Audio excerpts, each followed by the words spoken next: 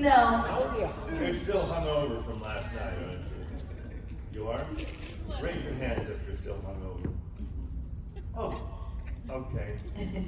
That's pretty good. The rest of you are, what? Are you teetotalers or you just do a lot of drugs? You know, I don't know. You're very colorful. Thank you for doing that. Who are you? Turn around. Turn up. Oh, yeah. I know nothing about this genre. I don't really watch these movies because I have a wife. And they scare the shit out of her. So I can't, even if I want to see one, I'd have to wait till she was gone somewhere. And then, by then I'm doing my hobbies or things, because I'm a ceramicist, I'm a potter. And I'd rather spend the time in my studio than, freaking myself out on horror movies. Also, I think that it's when you've done a few of them, which I have, Tales of Halloween, did you guys see that? Woo! Yeah. Oh, yeah. I didn't even bring any pictures of that. Right? I was asking you. I guess I didn't know where I was going. Right? Well, now you know. I should have brought that. I should have brought supernatural pictures. But nobody's asked me for Metal Beast pictures yet. Has anybody seen Metal Beast?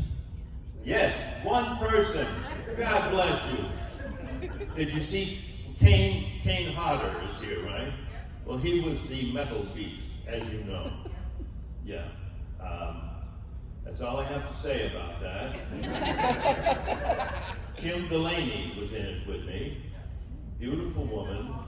And we did it for Christmas money, basically. Sometimes you do movies like that just for the hell of, just for the paycheck. And I must admit that was one of them. But thank you for watching it. Was it any good? I don't think I was. Wasn't your finest moment?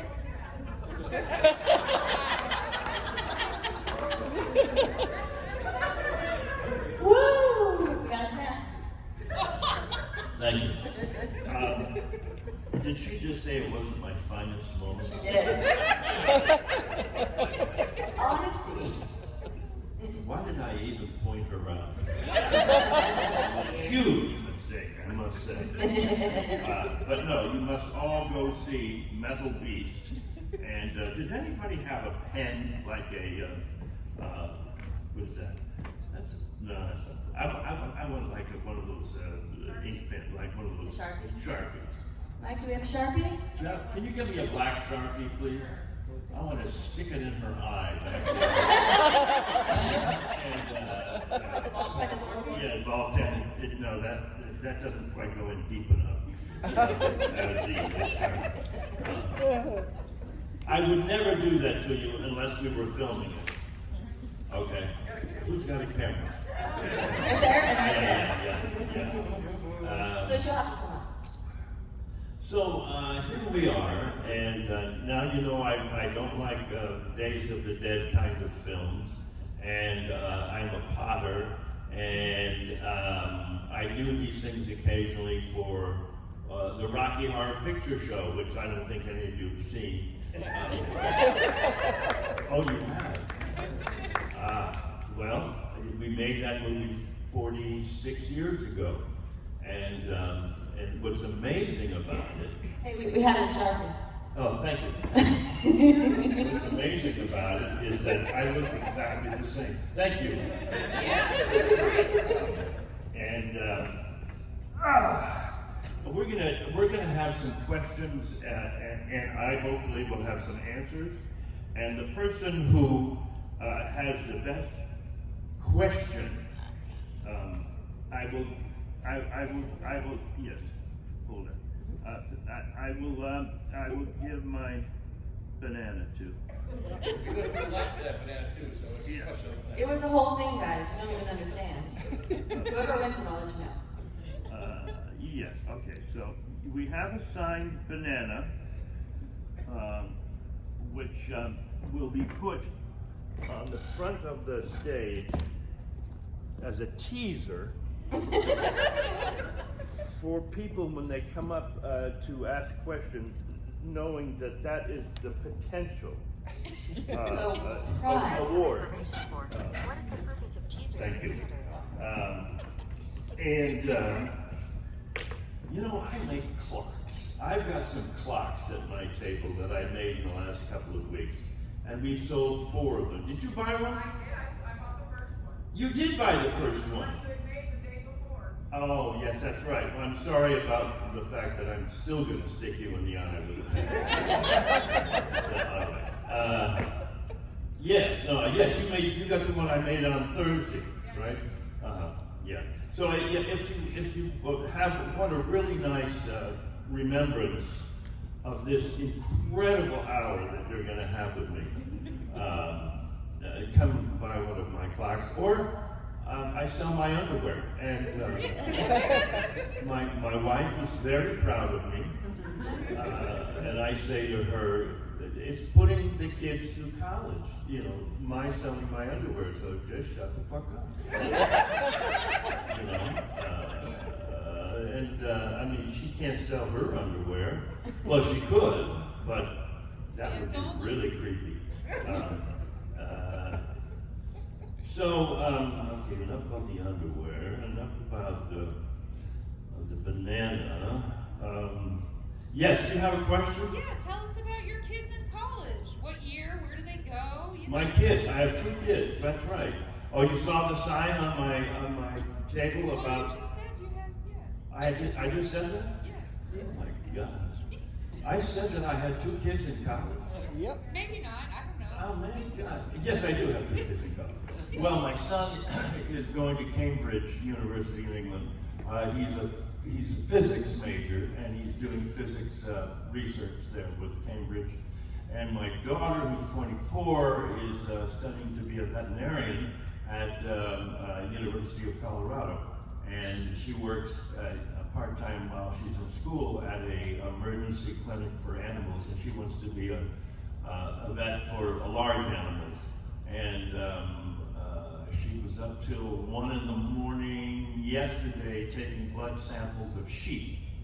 And for some reason, I don't know why, because she didn't tell us why she's taking blood samples of sheep. I think it's something to do with they're using the sheep, because I guess their DNA structure or something has something to do with, I know nothing about what either of them do. Half the time I don't even remember their names. Brian is my son, and Chelsea is my daughter. And my wife's name is Sherry. We've been married for 28 years, and there are children. We have no children for other relationships, and I'm just boring the crap out of you because I'm boring myself. But thank you for bringing that up. The sales of my underwear help pay for their parking pass, you know, at school, probably. But it brings, I find it delightful, and it makes me laugh, and it makes me, and I love to occasionally say to somebody who walks by my table, do you want to buy my underwear? And you did to me yesterday. Did I do that to you? Yes, sir. Yeah. And And what I was, said, your, actually, kind of, yeah. what was your initial reaction? Yes. I said, I think I said, kind of, yeah, actually. Yeah. Did you buy my underwear? No. Get out of here. Why not? You mean I went through that whole thing with you, and you didn't buy You them? didn't have any tales for Halloween stuff. None of you. I have a pair of them. You didn't have my underwear? I'm from Chicago a couple years back.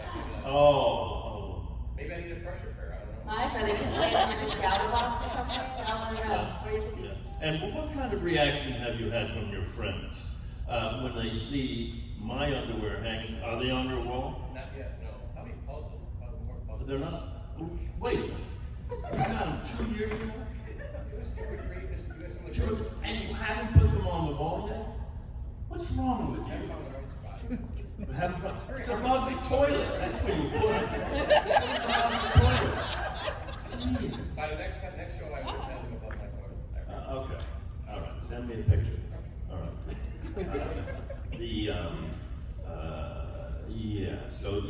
Years ago, there was a shadow cast at the Tiffany Theater in Los Angeles, one of the first big shadow casts. And they invited me down to a screening, and they presented me with a gold record. The album had gone gold just recently, and I presented them with a pair of my underwear as a gift to the cast in the theater. And I was reminded years later of what I had done. And so I thought, well, this just makes me giggle. I just love this. So I just started figuring out where I can get the cheapest underwear. So I go to Target, I get a, okay, maybe I shouldn't be telling you this. But, They also have to look like the ones yours. It has to be a very specific type. Oh, they do. They have to be fruit of the loom. That's right. Because I think that's what I wore in the movie. I think I will. Well, it makes me laugh. It makes me laugh. So that's all. It fills me with joy. What? It fills me with joy too. Does it? Yeah. Good. Yeah. I'm welcome. How are you guys? Cool. My God. You've missed nothing. Nothing. I've just been bullshitting here for the last 20 minutes and drinking coffee.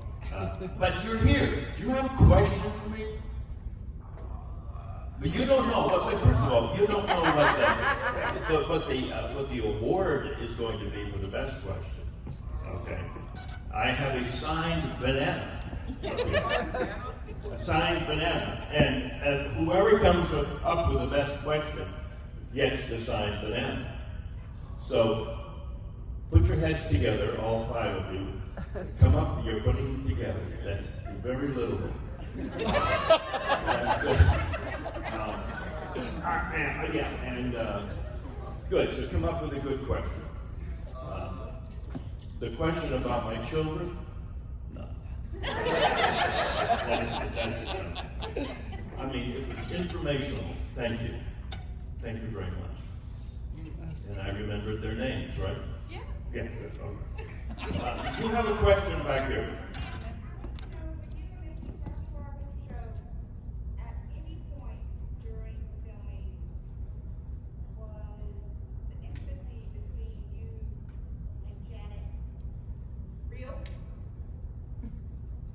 Is she saying, was I shagging Janet? Yes. Is that what she was saying? No, I can't answer that. It was the 70s, you know. First of all, none of us knew what we were doing. You know. There was a lot of marijuana. I think that's what we called it back then. And Meatloaf tried to get me hooked on cocaine, which I refused to do. One day in the car going to the set, he pulled out some cocaine and said, "Yeah, try it." And I said, I actually snuffed it up my nose, pretending I was actually snuffing up my nose, and I never, and then I said, "Oh, this stuff does nothing for me," you know, so I never did it. I said, it's a waste of, to me it would have been a waste of money, and I probably would have killed everybody in the car on the way to the studio or something, you know, because I just don't trust myself on drugs. Tequila on the back is another issue. I mean, you give me some tequila and you'll be my friend forever. Yeah. God, this is really nothing. This is nothing. I'm sorry, you guys.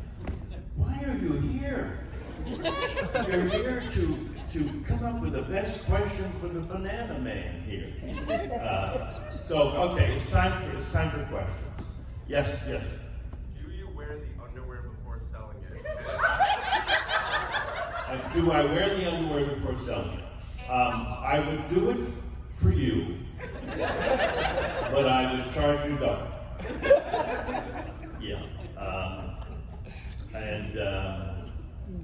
Not quite a banana question, but sort of apropos to a banana question. Yeah, I'm sorry. Go ahead. Have you ever done a photo op in just the underwear? A photo op is just, no, but I've done photo ops where people have bought my underwear and they put them on their head. And those are some of the funnest photo ops where, and I say, I'll sell you my underwear, but you have to walk around the convention with my underwear on your head like a hat. And they do it. What's wrong with you people? My God, they'll just do anything. And then if they have like a professional photo op, they'll put it on their heads. And why not? We're here to have fun, right? I mean, that's it. We're not here to do anything else other than enjoy ourselves. I'm not so sure that that's a banana question. We're going to put them all in the hopper, we're going to put it in the fruit basket or den. All right, anybody else? Yes? How did you get the role as Brad, or what was the audition process like? I didn't audition. They just offered it to me. I went and met them when it was being done in LA at a theater there. The Roxy, right? Was that? The Roxy? The Roxy, right. And it was the casting director, a guy named Joel Thurm, who cast a lot of the big movies in the 70s. He cast Grease and a couple other of these big ones. And he's actually writing a book on being a casting director during that era. And it should be quite fascinating because he knew everybody, and he's willing to say anything because he's got nothing to lose. He's no longer casting, and so he was close friends with my manager, Bob Lamond, who handled myself, Travolta, when Travolta was quite young, Patrick Swayze, a bunch of other guys, sort of young guys from the theater, and his idea was that he would put me together with Susan, and so we had us both come in to just meet them one afternoon at the theater. Meet them meaning the director and I guess the producers, and I didn't have to do anything other than say hello, but they asked Susan to sing Happy Birthday. And I think she already had the part. Nobody really knew it, but they just wanted to see if she could carry a tune at all. And I thought she did a good job. I mean, I thought her tone and her singing voice was just perfect for Janet. Whenever I see a stage cast of it, and I see the Janet just belting out these songs, I'm going, that's just not quite right. I thought Susan was more on point with this sort of shyness, until the end when she's just a whore. There's no kids here, are there? Okay, good. I can get really rude, and little children run away screaming. That's how I got it, and we got it, and we went to England, and the moment we got off the plane, Susan and I, who, by the way, I'm not going to tell you about my relationship with at the moment, but that's close to the banana question, I must say. We went right into rehearsals within 10 hours, and we were pre-recording, and we were doing it. It was a very low-budget movie, there was no messing around. We were there quickly, and we shot the movie in 4 weeks or 5 weeks or something, and then we all left. Unfortunately, they didn't give us anything to take home with us other than a wonderful memory. I mean, I wish I had my high heels. They would have come in handy many times since then. I mean, you can't find 4.5-inch high heels in size 12 just anywhere. You have to go to the hooker stores on Hollywood Boulevard, where I went and got my high heels.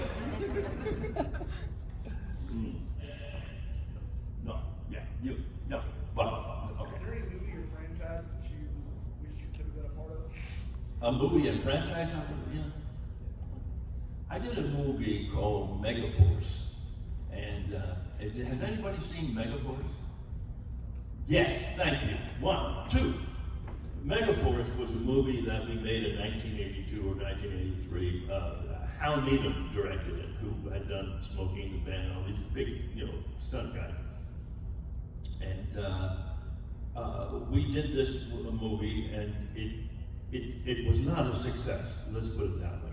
It was one of the first G.I. Joe movies. I was Ace Hunter, the head of Megaforce, and in fact, we're making a documentary now. It's called the documentary Nobody Was Asking For, and it's true. But what's interesting about it is it's really the focus of the documentary is on this one guy, Bob Lindenmeyer, who fell in love with this movie when he was 12. And he really fell in love with the good guy, bad guy aspect of it. And it changed his life. Well, how can you change a life? 10-year-old, 12-year-old, I mean, your life's just started, but it affected him in his whole life. And so he started collecting the Megaforce vehicles. We have motorcycles, we have these dune buggy little things, and he has collected 3 of the motorcycles and two or three of the dune buggy things. He's got my original motorcycle, my original helmet, and all these every toy that's ever been made about it.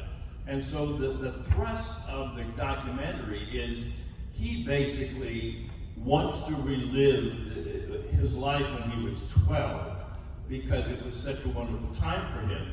And I'm in it just trying to remember what the hell we did in 1982. So it's a nice contrast. In fact, we're going to do an Indianapolis convention, I think next month or something, and we're going to show the movie, and we're going to show the trailer for the documentary. And so look for it. Go to Megaforce HQ there's his website, and we just have hundreds of people following us. But the point is that I had a 3-picture deal for them, and we did 1 picture, and it was such a flop that I never got the 2nd and 3rd, and that's when the money was going to kick in.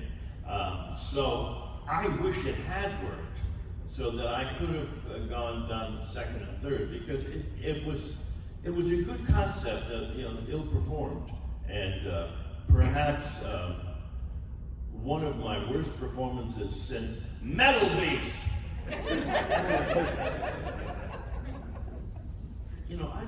I'm not perfect, I do certain things, and it's so much of it has to do with the script. And the Megaforce script, we were writing in the car on the way to the set every morning, and we were improvising all these little lines, like the good guys always win, even in the 80s, things like that, and so, but the hardware, the vehicles are brilliant. They were so forward-looking that the Army wouldn't even let our movie have any of their vehicles for the background and stuff, because they thought that they didn't want to reveal some of the design aspects of some of our weapons, which were actually designed by Mattel Toys, and in fact the whole movie was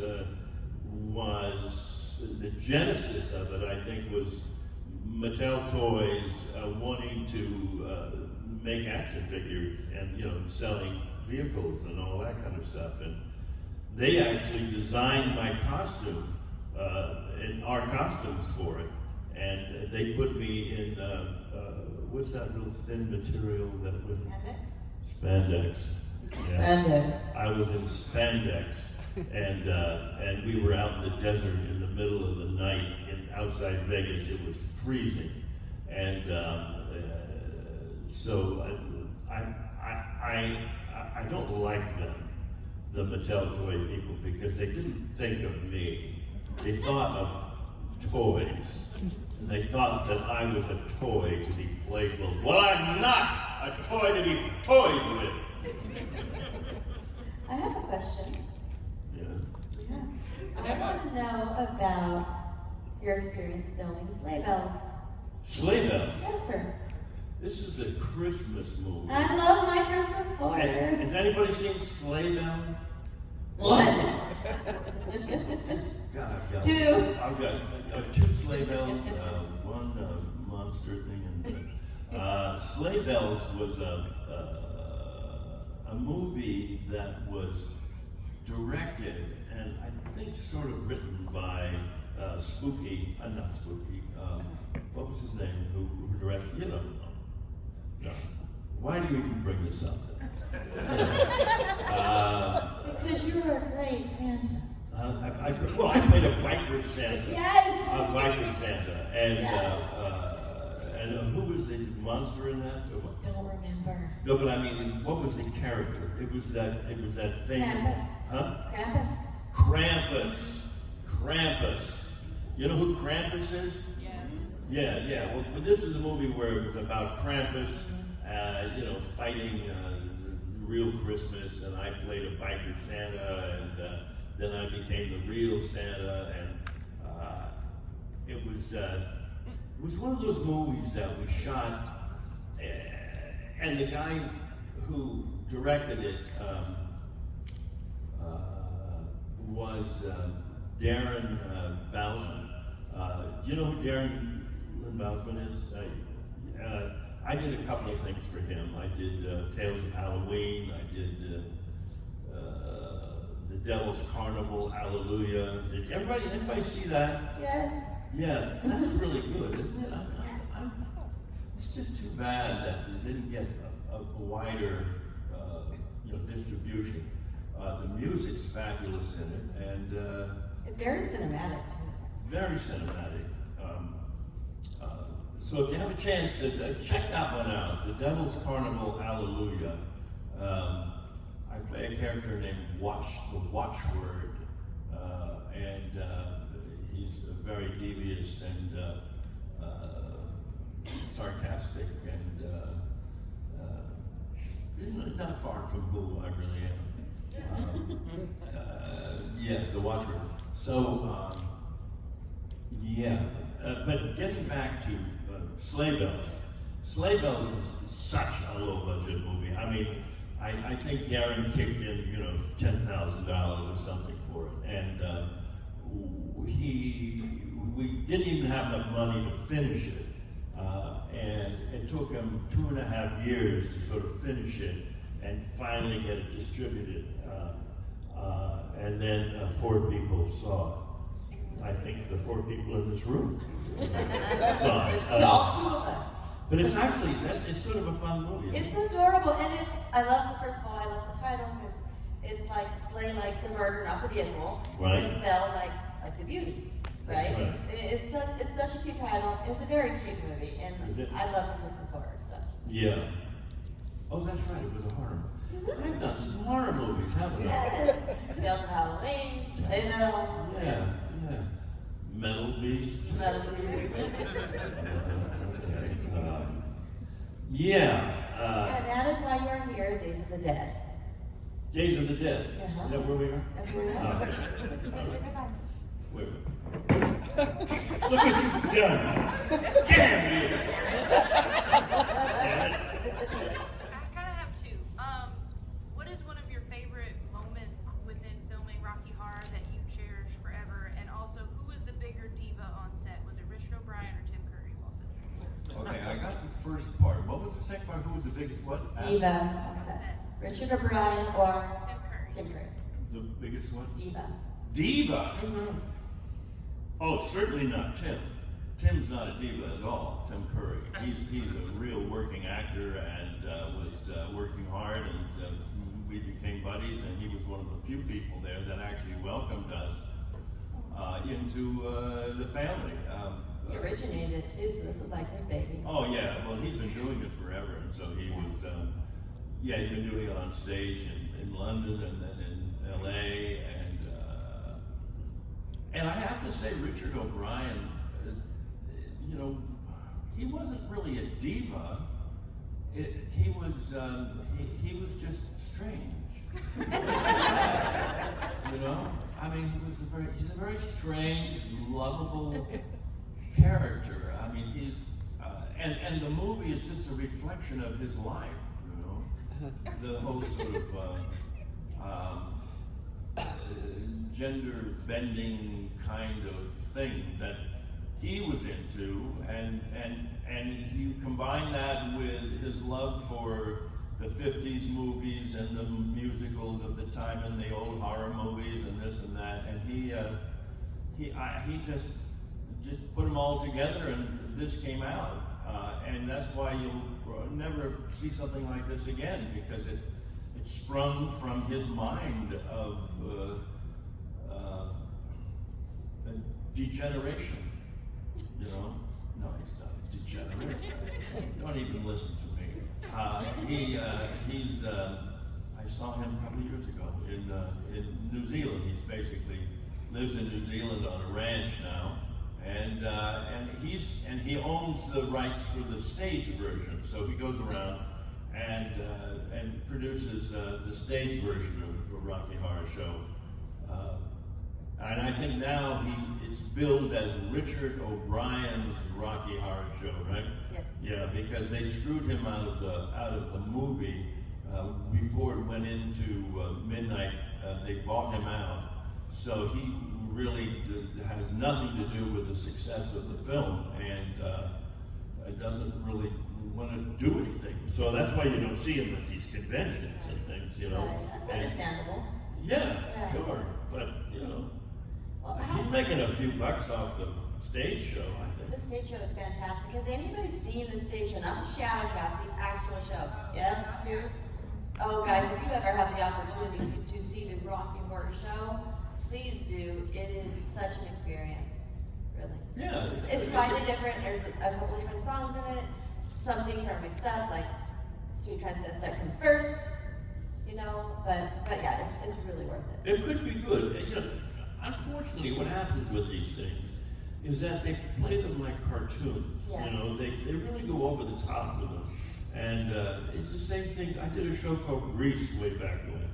And I created the part of Danny Zuko on Broadway. And all the subsequent productions of Grease, the characters just get wider, bigger, louder. Cartoon. Yeah, just really caricatures. And when we first did it was Grease. It was a little tougher. I mean, the language was tougher. In fact, when it was originally done in Chicago, it was really about a couple of gangs, and the guy who Zuko was based on, ended up in jail. I think he's dead now. But and then they fluffed it up for Broadway, but still kept some of the edge. And now the edge is, the edge is gone, and the edge on Rocky Horror is somewhat blurred also, I think, because they want to make it into this big Easter egg thing. When it only works, really, if you take all these characters totally serious. You can't comment on something that's already commenting,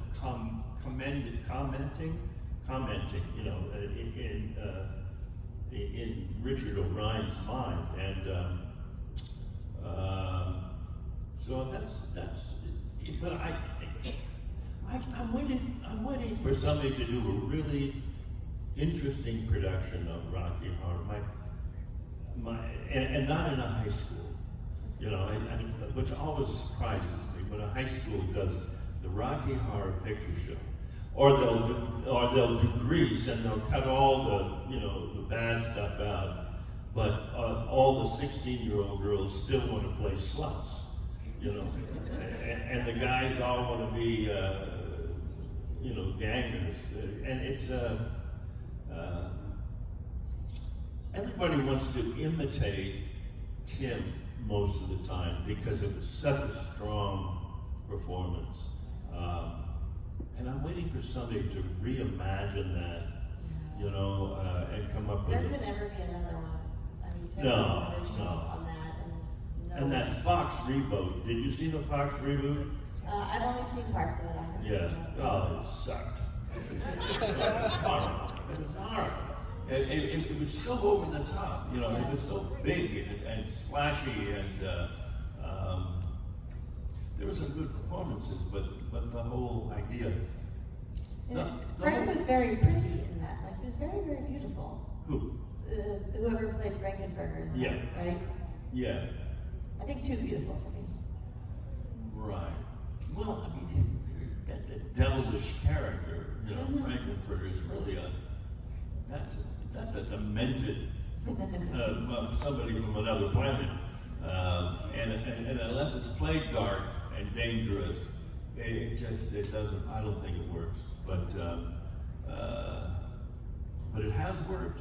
This movie just never ends. It's great. Barry, how does it feel to be a part of something that's such a legacy and something that is still making a difference in people's lives today? Well, that's the thing. I mean, that's I think we're most proud of is that it's affected, society in some small way, of being more accepting of the differences between us, sexually and Whatever the socially. difference is, it doesn't matter. Don't dream it, be it, right? Yeah. Yeah, it doesn't matter how, because everyone's different, and we all sometimes feel weird, right? No matter what that weirdness Right, is, and right. that just lets you know that you're okay as you are. Yeah, right. Well, and I love these shadow cats that go out, and all shapes and sizes will get up on stage and just do their thing. And I just love these kids. I'm their Uncle Barry. With these shadow cats, and if they only knew that Uncle Barry was leering at them from the side. He's not. Yes, he is. No, he's not. But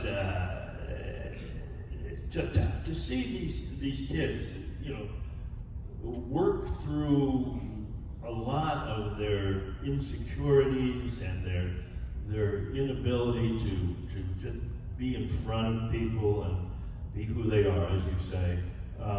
It's to me, it's. I really love them all for doing that, and the society that they have created around the world. These cats, you could go to Germany, you could go to Japan, and find your people. It's kind of like coming to a horror convention, Some of us have been friends for a while, but the only time we get to see each other is at Days of the Dead Atlanta, or Chicago, or wherever, and it's just one big reunion, and it's like we're with our tribe again. And we don't do that anywhere else, am I wrong? No? Yeah? No. Any other questions? Since apparently you haven't had enough tequila to answer the question about Shaggy and Janet.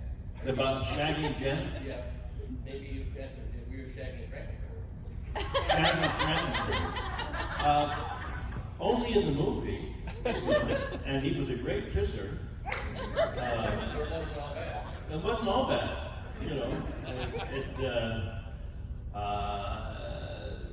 he was very respectful, of my privacy, and I think it's why we became such good friends, because of what went on behind that curtain.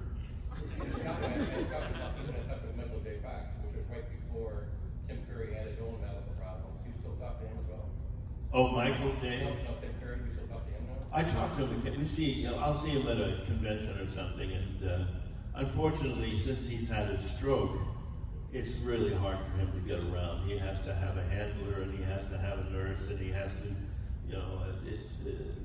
it's hard on him. So I don't speak to him too much because I know that he has just a limited amount of energy, and he'd rather give it to the fans.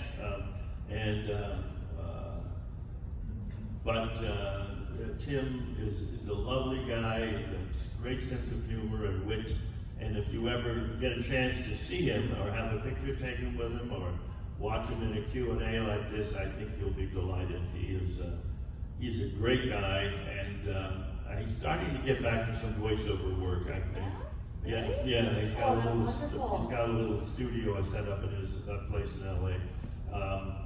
It's taken him a long time to get that mind, vocal, to get together. But he has such a distinct voice, and It's a beautiful voice. yeah.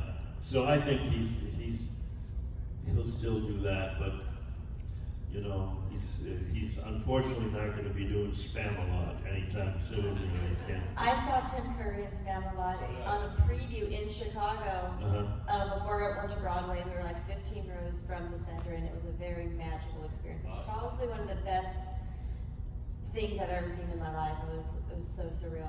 He's such a hero to me ever since I was a child. The Worst Witch. Anyone?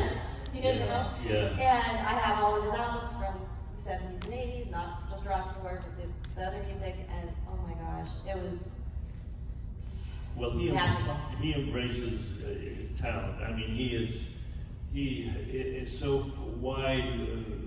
He has such a wide range in his personality to be able to do that clown.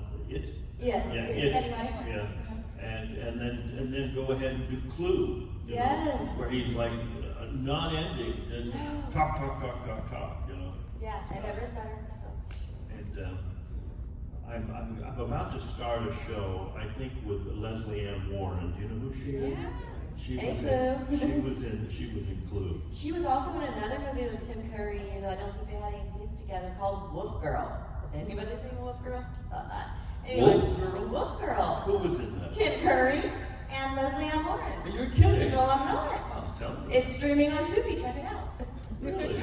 No, it was like originally an NBC movie of the week, maybe 20 years ago, like maybe a little longer, even maybe 98-ish. And it holds up. It's about a sideshow, a freak show, and I'll have to look at it. it's a lot of fun. It really is a lot of fun. I recommend anyone to watch it. Well, Leslie Ann Warren is such a lovely actress, you know, and we worked a couple of times together. We did Girlfriend's Guide to Divorce. She played my wife in that, and a couple of we just did a movie called Lady Parts about a month ago that she produced and starred in.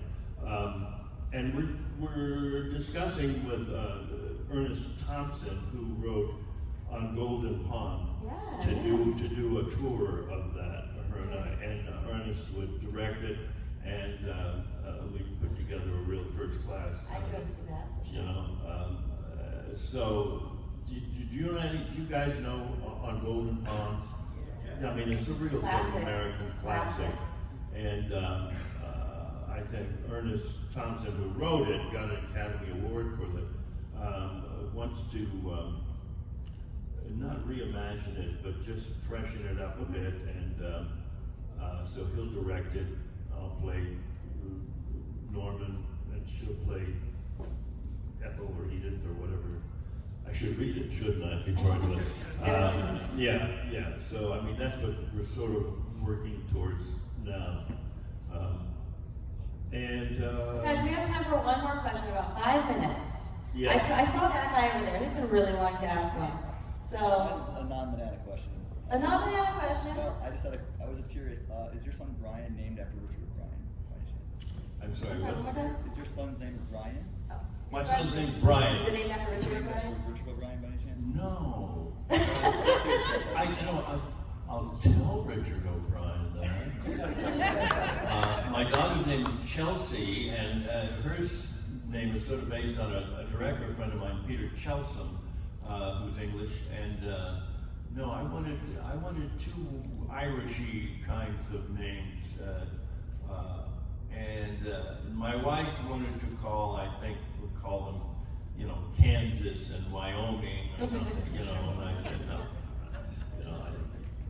I mean, I know when I do these events occasionally, somebody comes up and says, well, can I sign it, something to them? And I go, well, okay, what's your name? And they go, Lisa.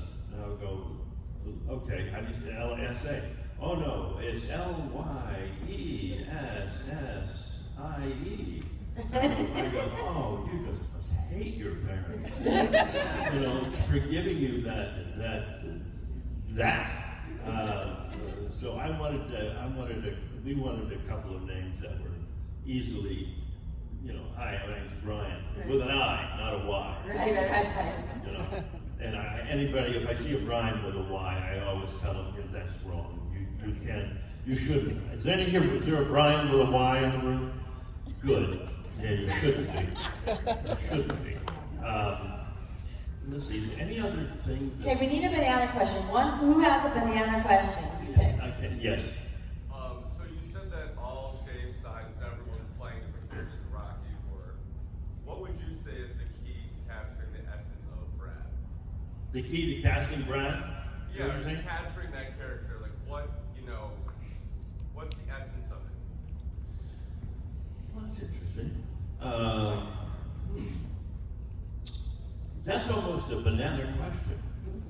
Right. Now I have to come up with a banana answer, don't I?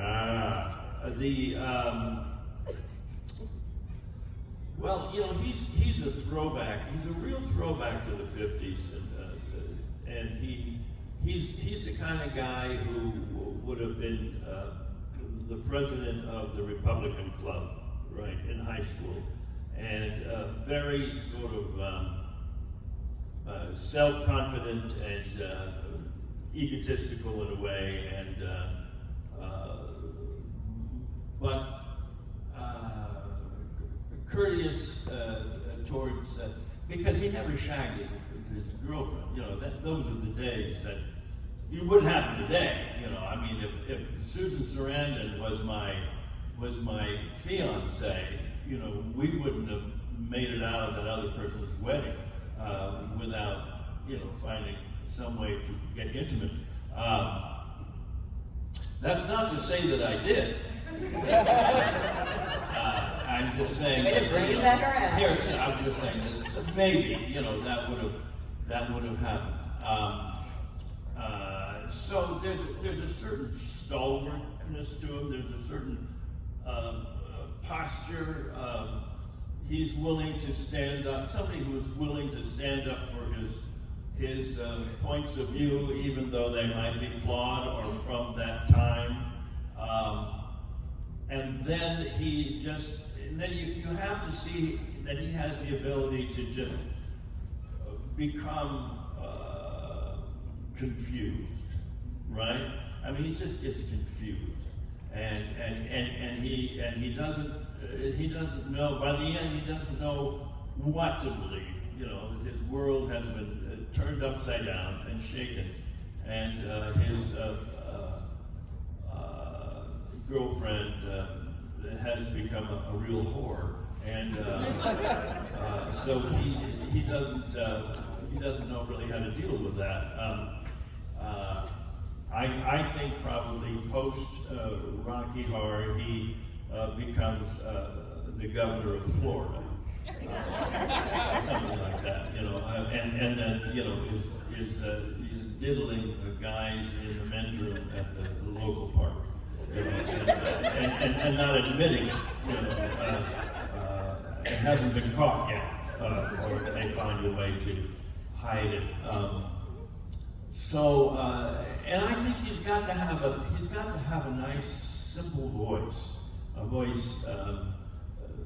singing voice that, because the real bombastic singing it's got to be the Richard O'Brien character, and of course Tim's character, which he's got the best song at the end in the whole movie, you know, I'm Going Home, which is, he just is brilliant in it, you know, and you almost feel sorry for him at that time, and you have forgotten that he's, you know, an S&M monster, you know, but some people might say, well, S&M is okay, you know, and I think that's what he was saying, you know, as the character, you know, but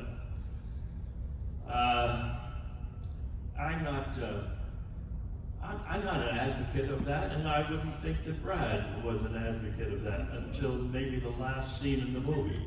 As he's crawling around in the mud, and he's probably going, well, this sort of feels good.